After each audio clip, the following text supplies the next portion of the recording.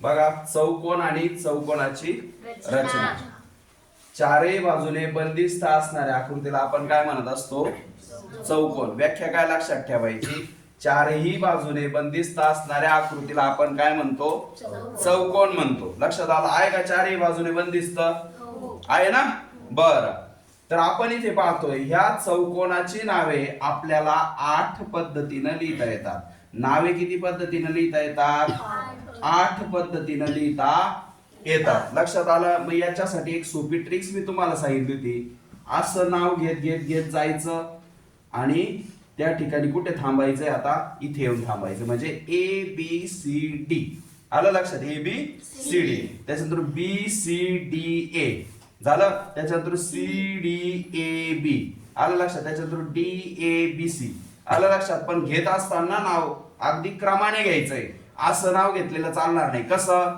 A D B C असं चालणार नाही. क्रमानेच त्या ठिकाणी नाव घ्यावं लागतं. तर असे नावे आपण 8 पद्धतीने त्या ठिकाणी लिहिता येतात. मी तुम्हाला सांगितलं इथून सुरुवात करायची, इथे थांबायचं. प्रत्येकाचं आलं लक्षात. आणि दुसऱ्यांदा आपण इकडून सुरुवात करायची आणि इथे येऊन थांबायचं. आलं लक्षात आलं? अशा पद्धतीनं 4 वेळेला आणि अशा पद्धतीनं किती वेळेला? 4 वेळेला. अशी आपण 8 वेळेला ही चौकोनाची नावे आपण लिहू शकतो. लक्षात आलं? बर, लगतच्या बाजू. आता ए बी ही बाजू घेतली आपण. काय घेतलं? ए बी ही बाजू घेतली. बघा आता ए बी कोणती बाजू घेतली आपण? ए बी ही बाजू घेतली आपण. ए बी हिची लगतची बाजू कोणती येईल रे? बीसी.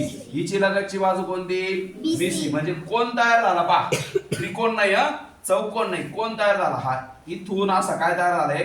कोण तयार झाला पाहिजे. मग आता जर आपण ए बी घेतली तर अजून एक एडी तयार होते.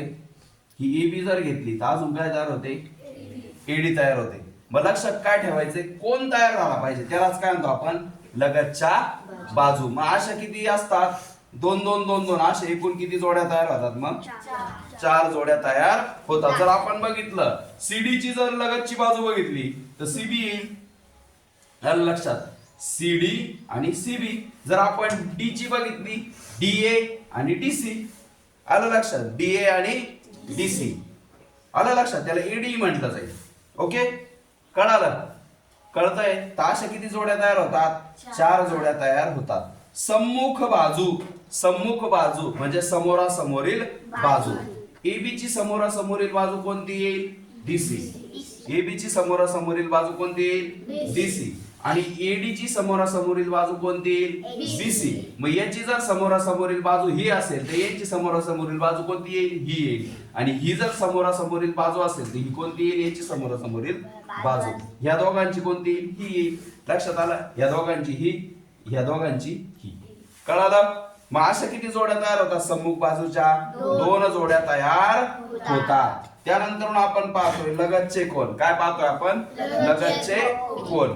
मग आता लगतचे कोण म्हणजे काय? आता कोण ए चा लगतचा कोण काय आहे? बी. मग हा जर बी असेल तर अजून एक कोणता येईल? डी. कोण? डी. कोण ए चा लगतचा कोण काय आला? बी. मग अजून एक काय येईल? डी. मग अशा किती जोड्या तयार होतील तुमच्या लगतच्या कोणाच्या? 4 जोड्या तयार होतील. कारण कोणत्याही तर कोणाला लगतचे कोण किती आहे? 2 येतील ना. कोण एला काय आला? कोण बी. आणि कोण एला अजून आणखी काय आला? डी. जरी आपण सी घेतला तर काय येईल? सी चा डी आणि अजून एक सी चा बी. कळलं? कोणताही घेतला तर काय तयार होतं? इथं आता 4 जोड्या तयार होत आहेत. लगतच्या कोणाच्या किती जोड्या तयार होतील? 4. त्याच्यानंतर आपण सम्मुख कोण. काय पाहतोय आपण? सम्मुख कोण. याच्यासाठी आपण कर्ण लक्षात ठेवू शकतो. कोण याचा सम्मुख कोण कोणता येतो? इथं बघा आता इथं काय म्हटलेलं आहे बघा. कोण याचा सम्मुख कोण कोणता आला आहे? कोण ए, कोण सी. काय आला आहे? कोण सी. आणि कोण बी चा काय आला आहे? डी. लक्षात आलं? म्हणजे इथं कर्ण तयार झाले पाहिजे सम्मुख कोणांमधून. आलं लक्षात?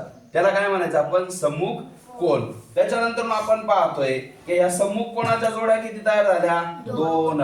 आलं लक्षात? आणि कर्ण किती असतील रे याला? कर्ण किती असतील? 2. कर्ण किती असतात? 2. हे झाले कर्ण. किती झाले मध्ये? 2. 4 होतील का? नाही. कर्ण किती झाले? 2. ए आणि सी आणि डी आणि बी किंवा बीडी किंवा एसी किंवा सीए आणि डीबी. आलं लक्षात? हे कर्ण किती झाले तयार? 2. म्हणजे आकृतीला इथं चौकोनाला किती कर्ण आहे? 2. शिरोबिंदूंची संख्या किती आहे रे?